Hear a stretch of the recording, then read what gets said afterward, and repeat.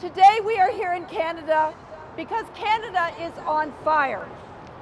The news last night said we are at 492 fires burning nationally, with 258 out of control.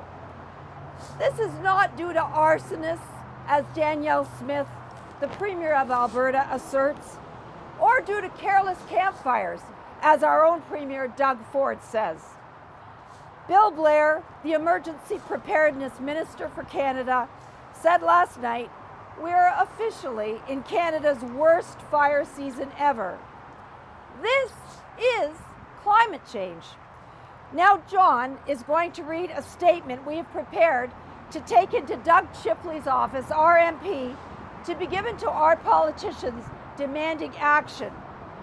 And we would like you to sign it after you've heard it, if you choose to. But I just need to mention Doug Shipley chose to go off-site today on this National Day of Protest, which is being held in cities and towns all across Canada. And so that speaks volumes to me. So I'll turn it over to John. Here's the article. Okay, this is an open letter to the governments of Canada and Ontario. Canada is on fire. Today, fires are burning across the country. This is not the first time communities are being burned to the ground, with the attendant horrific loss of lands, forests, and animals. But what is new is the extent of the problem. More communities are being impacted. In recent days, the majority of Canada's population has been exposed to toxic smoke, threatening the health of the elderly, people with diabetes, those who are pregnant, and the young. And increasingly, Indigenous people are being displaced from their communities. Every year, the situation gets worse. This is costing lives and untold financial setbacks. Governments have acknowledged the importance of halting climate change. 649 municipalities across Canada, including many in Ontario, have declared a climate emergency. Yet the Canadian government continues to support the expansion of the oil and gas industries. The Ontario government is expanding gas plants and attacking the natural environment, which is a buffer against climate warming impacts. Rigorous scientific research has established that without a drastic reduction in emissions, the planet will continue to heat up, causing more wildfires, floods, and droughts.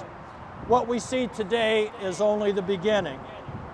And yet, here we are, unprepared as Canada burns. Hello. We do not have enough firefighters to handle the current fires, never mind future developments. We have not taken sufficient action to protect people who are suffering, nor to compensate those who have been burned out. We know why fires are raging and the air is unbreathable. It's time for our federal leaders to stop fueling the flames of climate change. And that is why we are rising up today to demand that our federal leaders, 1, stop the fossil fuel industry by immediately ending subsidies, imposing hard caps for oil and gas emissions, allowing no new projects, and eliminating industry influence over our politics. Number 2, enact a just transition by urgently shifting us to 100% renewable energy while generating millions of unionized jobs, following Indigenous leadership, and rapidly decarbonizing in line with climate science. Okay, come on.